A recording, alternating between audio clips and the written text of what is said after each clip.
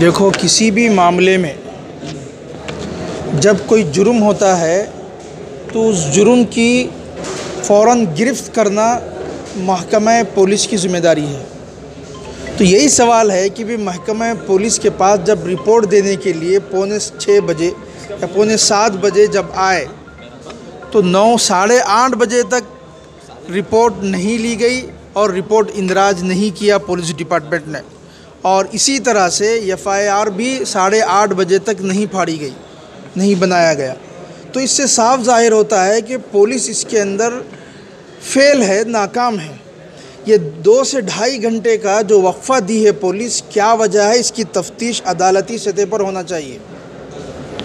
और इसी तरह से जो लोग अभी तक शहीद हुए हैं उसके अंदर गोलीबारी से पुलिस के, उसके ऊपर भी इंक्वायरी बिठाना चाहिए। गोली चलना था पैरों पर, घुटने के नीचे, लेकिन किसी को गोली लगती है फसली में, किसी को लगती है रान के ऊपर हिस्से में, किसी को सीधे रट्टे पर लगती है। और बाज़ तो हमें रिपोर्ट यहाँ तक भी मिली है कि सामने की बिल्डिंगों की खिड़कियों तक, दरवाजे जो ऊंचाई पर रहते हैं, वहाँ तक भी गोली के निशानात आज भी मौजूद है। इस पर भी पुलिस की इंक्वायरी होना चाहिए कि पुलिस ने गोली बेतहाशा क्यों चलाई, और गोली चलाने से पहले पुलिस लाठी करना था, आंसू गैस का इस्तेमाल करते, और या फिर इसी तरह से पानी के बमबारी करते, वो भी नहीं किया पुलिस ने, डायरेक्ट फायरिंग की। तीसरी चीज़ ये है कि जब मुजरिम का जुर्म मालूम हो गया साइबर क्राइम के ज़रिए से, फेसबुक के ज़रिए से, तो मुजरिम को फ़ौरन गिरफ़्तार करना चाहिए था, क्यों नहीं किया गया। चौथी चीज़ ये है कि मुजरिम के पीछे पुष्ट पनाही करने वाले कौन से लोग हैं, उसकी भी तफ्तीश आज तक नहीं आई सामने। वो आ जाना चाहिए था, क्यों नहीं आई। हादसा जिस वजह से हुआ है, किस रास्ते से हुआ है, इसकी तफ्तीश होनी चाहिए था, अभी तक नहीं हुई। पांचवी चीज़ ये है कि डिपार्टमेंट ने जब ये चीज़ अपने ऊपर नहीं ली तो उस वक्त का, उस वो टाइम का MLA और उस एरिया का MLA जो था, उस MLA को वहाँ हाजिर रहना चाहिए था। 2-2.5 घंटे में MLA क्यों हाजिर नहीं हुआ, और दो घंटे तक कोई सियासी आदमी और MLA या फिर कोई भी सियासी पार्टी के लोग वहाँ आकर उसको ठंडा करना था, क्यों नहीं किया।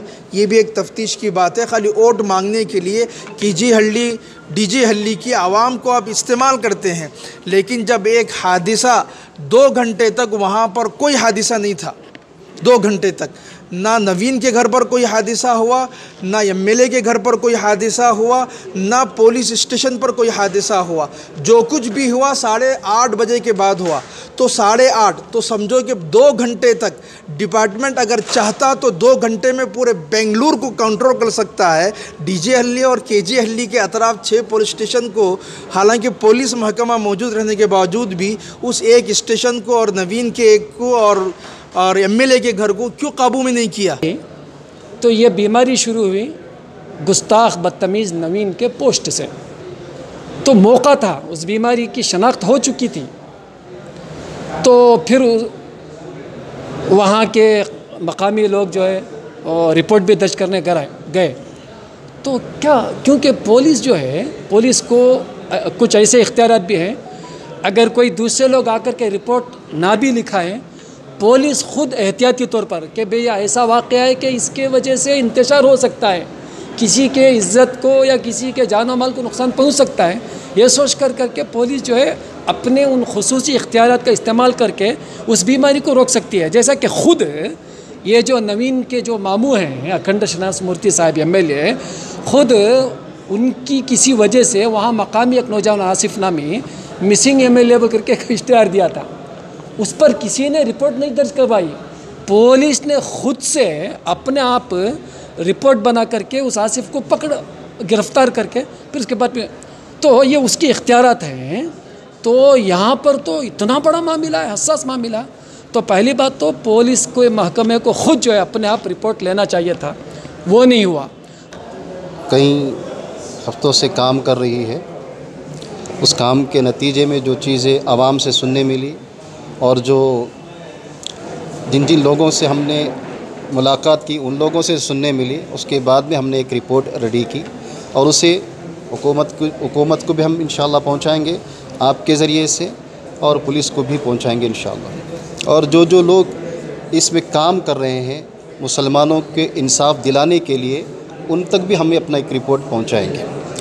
अल्हम्दुलिल्लाह ऑल इंडिया इमाम काउंसिल जब शूरा करके जब नीचे उतरी ज़मीनी सतह पर काम करने के लिए, जो बेंगलोर के केजे हल्ली डीजे हल्ली के इस वाक़े में जिन लोग पुलिस की गोलियों से शहीद हुए उनके घरों तक पहुंची, और उसके साथ साथ जिनको पुलिस ने अरेस्ट किया उन उलमा के घरों तक पहुंची, और जितने मासूम मुसलमान थे उन लोगों के घरों तक पहुंची, और उनकी एक एक बात हमने सुनी है, उनकी आवाज़ें सुनी, उनकी रुदात सुनी, उनकी दर्द भरी कहानियाँ भी सुनी हैं।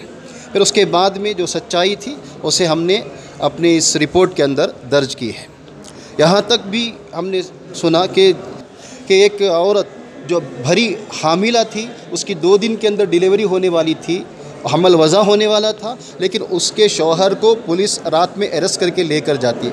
तो उस शौहर की गिरफ़्तारी की वजह से जो उसने जो परेशानी मोल ली, उसने जो अपने जहन के अंदर जो टेंशन जमा लिया, जिसकी वजह से उसका असर जो है उसके पेट के बच्चे पर पड़ा, जिसकी वजह से हमल डिलीवरी होने के बाद, वज़ा होने के बाद में वो बच्चे का इंतकाल हुआ है। यानी इस तरह की रुदात हमने सुनी है। UAPA जो कानून लगाया गया है कि डाला गया है, सेक्शन डाला गया है, उसे बरी कर दिया जाए, क्योंकि UAPA इस हादिसे में नहीं आता।